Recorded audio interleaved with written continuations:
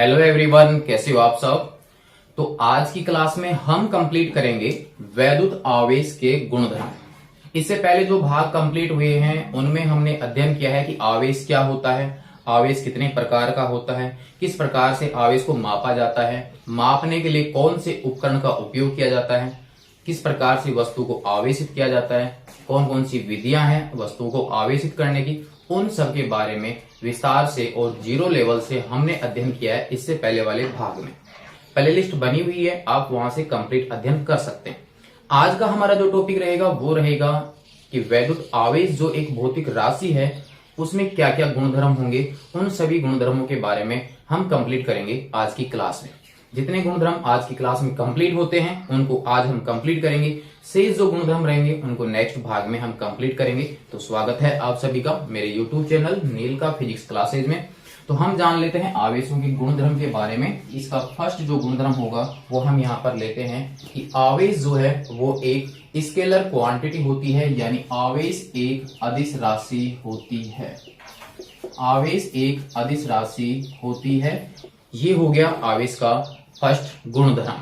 तथा भाग 2 में हमने अध्ययन किया था कि आवेश 2 प्रकार का होता है और आवेश 2 प्रकार का होता है इसको सिद्ध करने के लिए हमने कुछ प्रयोग किए थे और उन प्रयोगों के सारांश पर ही हमने बताया था कि आवेश 2 प्रकार का होता है और वहीं से रिजल्ट निकलता था कि सजातीय प्रकृति के आवेश जो होते हैं, यानी समान प्रकृति के आवेश अर्थात पॉजिटिव पॉजिटिव चार्ज या नेगेटिव नेगेटिव चार्ज, ये दोनों आवेश एक दूसरे को परस्पर प्रतिकर्षित करते हैं, यानी इन दोनों के मध्य प्रतिकर्षण बल लगता है। जबकि विजातीय प्रकृति के जो आवेश होते हैं, यानी असमान प्रकृति के आवेश अर्थात एक पॉजिटिव और एक नेगेटिव चार्ज या एक नेगेटिव और एक पॉजिटिव चार्ज जो होंगे वो परस्पर एक दूसरे को आकर्षित करते हैं। ये हो गया आवेशों का सेकंड गुणधर्म। नेक्स्ट गुणधर्म की अगर हम बात करते हैं कि आवेश में और क्या गुण पाया जाएगा, ध्यान रखना कि आवेश जो है वो खुद किसी वस्तु का एक गुण होता है जिसका हम मापन कर सकते हैं। इस कारण से वह एक भौतिक राशि है, लेकिन इस भौतिक राशि में भी अनेक गुण पाए जाते हैं। तो उन्हीं गुणधर्मों के बारे में हम यहाँ पर विस्तार से अध्ययन कर रहे हैं। नेक्स्ट ये है कि आवेशों की योज्यता, एडिटिविटी ऑफ इलेक्ट्रिक चार्ज, यानी हमारे पास किसी एक वस्तु पर या तो पॉजिटिव चार्ज होगा या नेगेटिव चार्ज होगा। क्लियर है, अकेली वस्तु पर या तो पॉजिटिव चार्ज होगा या नेगेटिव चार्ज होगा। लेकिन अगर हमारे पास अनेक वस्तुओं का एक निकाय है, यानी एक आवेशित वस्तुओं का ग्रुप अगर हमारे पास में है, तो उस पूरे ग्रुप के ऊपर पूरे निकाय का या पूरे सिस्टम का कितना चार्ज होगा। यहाँ पर हमारे पास आवेश जो है वो एक अदिश राशि है। जब हमारे पास कोई पूरा एक समूह होगा तो उस पूरे ग्रुप में जो भी वस्तुएं होंगी उन सब पर जो आवेश होगा वो अदिश है। तो हमारे पास अदिश राशियों का अगर हम टोटल करते हैं तो वहां पर उनका जो टोटल होता है वो साधारणतया बीज गणितीय योग के हिसाब से हम कर सकते हैं, यानी गणितीय संक्रियाओं के द्वारा ही हम जोड़ सकते हैं। तो इसका मतलब ये हुआ कि अगर हमारे पास ये कोई एक निकाय है और इस निकाय में अनेक आवेशित वस्तुएं हैं और उन आवेशित वस्तुओं पर किसी एक वस्तु पर आवेश Q1 है, दूसरी वस्तु पर आवेश Q2 है, तीसरी वस्तु पर आवेश Q3 है, Q4 है, ऐसे ही मान लीजिए उस पूरे सिस्टम के अंदर n आवेश मौजूद हैं। हमें इस पूरे निकाय का टोटल चार्ज हमें ज्ञात करना है। तो यहाँ पर सीधा सा है, इन सभी आवेशों का बीज गणितीय योग अगर हम कर देते हैं तो हमें उस निकाय का टोटल आवेश प्राप्त हो जाता है। इसके अनुसार किसी निकाय पर कुल आवेश का मान उसमें उपस्थित सभी आवेशों का बीज गणितीय योग होता है।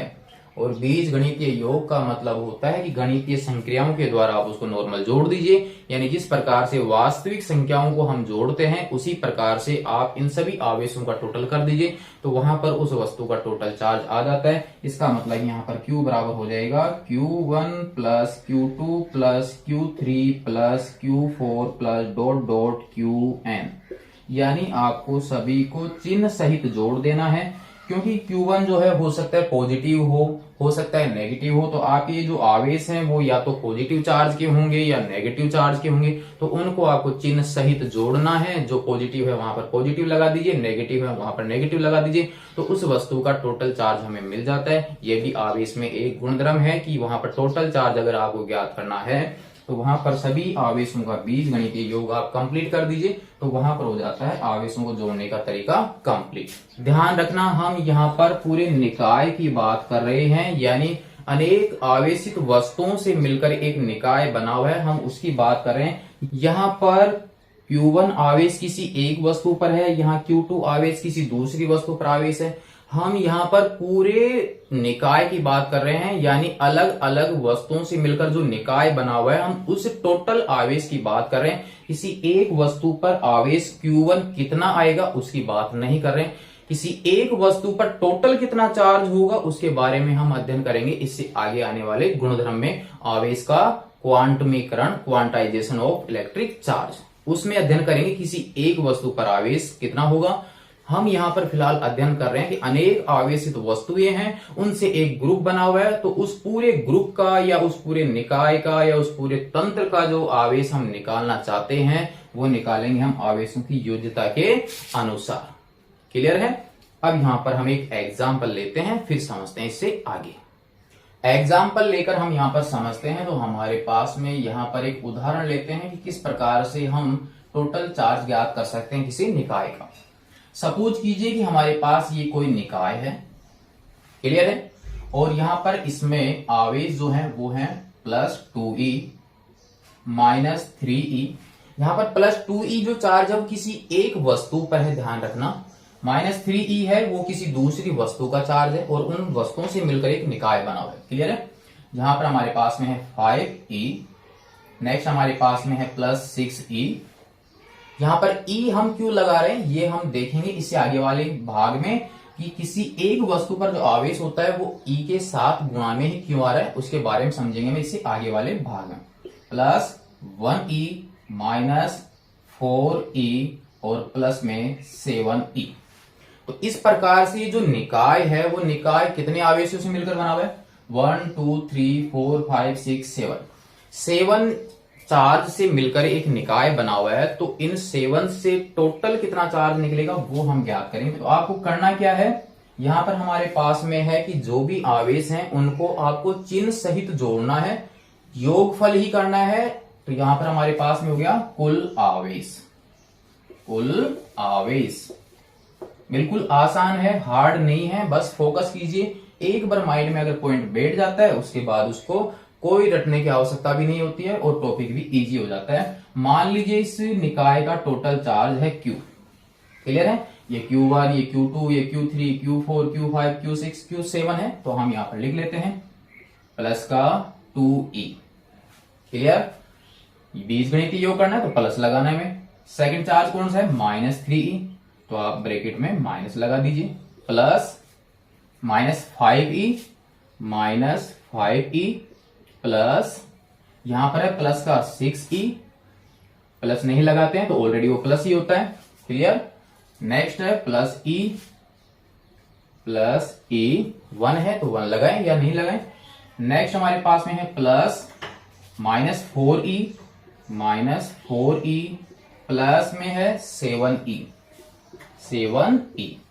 तो अब आपके पास में ब्रैकेट के अंदर अगर माइनस होता है तो वो बाहर वाली साइन को बदल देता है। तो आपके पास यहां पर ये चेंज हो जाएगा, देखिए 2e, यहां पर माइनस है, इस प्लस को माइनस कर देगा क्योंकि मल्टीप्लाई हो रहे हैं। यहां पर आ जाएगा माइनस का 3e, यहां पर आ जाएगा माइनस का 5e plus 6e plus e, यहां पर है माइनस का 4e, यहां पर है प्लस का 7e।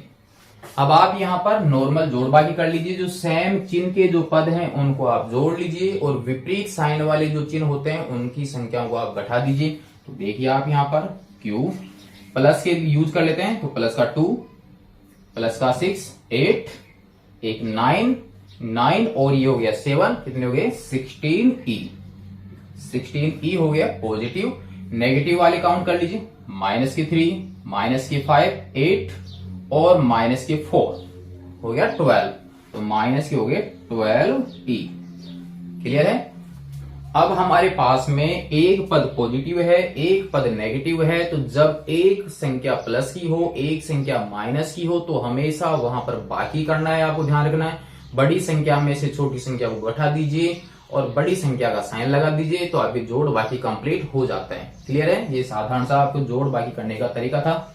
समान चिन्ह वाले जो पद होते हैं उनको हमेशा जोड़ना होता है, विपरीत साइन वाले जो पद होते हैं उनको हमेशा घटाना होता है। तो आपके पास यहाँ पर आ जाएगा q बराबर यहाँ पर 16, यहाँ पर 12, तो यहाँ पर बच गया हमारे पास 4 और यहाँ पर e। बड़ी संख्या 16 है प्लस की, इसलिए हमारे पास q जो आएगा वो भी प्लस का आएगा, यानी q बराबर हमारे पास वैल्यू आ रही है प्लस की 4e। तो आपके आवेश का जो मान प्राप्त हुआ है टोटल, यहाँ E जो है वो इलेक्ट्रॉन का आवेश होता है और एक इलेक्ट्रॉन पर जो चार्ज होता है वो हम जानते हैं कितना होता है 1.6 इंटू 10⁻⁻19 कूलम। इसके बारे में हम अध्ययन करेंगे इससे आगे आने वाले भाग में भी। तो यहाँ पर E का मान इतना होगा, इसको हम 4 से मल्टीप्लाई कर देंगे, तब हमारे पास में इस पूरे निकाय का टोटल चार्ज प्राप्त हो जाएगा। अभी फिलहाल आपको यहाँ से क्या महसूस हो रहा है कि जो Q का मान आ रहा है वो Q का मान 0 के मान से क्या होता है, बड़ा है, क्योंकि 4 से मल्टीप्लाई हो रहा है। तो जब 0 से बड़ा मान होता है तो वो मान हमेशा कैसा होता है, पॉजिटिव होता है। तो प्यारे विद्यार्थियों, आप यहाँ पर ये देखिए कि ये जो निकाय था वो किस प्रकार का था, एक धनावेशित निकाय है। निकाय में अनेक वस्तुएं हैं जो आवेशित हैं, उनके ऊपर जो चार्ज हैं वो अलग अलग हैं, किसी पे पॉजिटिव है, किसी पर नेगेटिव है, लेकिन वो पूरा निकाय जो है वो पूरा निकाय एक तरह से पॉजिटिव का काम करता है। क्लियर है। अगर मान लीजिए कि इसी प्रकार से अनेक आवेश मौजूद हैं, उन सब का टोटल करते हैं और टोटल करने के पश्चात अगर हमारे पास टोटल चार्ज 0 प्राप्त हो जाता है, तब हम ये कहेंगे कि वो निकाय जो होगा वो वैद्युत उदासीन होगा। उस निकाय में अनेक आवेश मौजूद हैं, उस निकाय में अनेक आवेश मौजूद हैं, लेकिन टोटल चार्ज जब 0 हो जाएगा तो इसका मतलब ये हुआ कि वो पूरा निकाय जो है वो वैद्युत उदासीन होगा।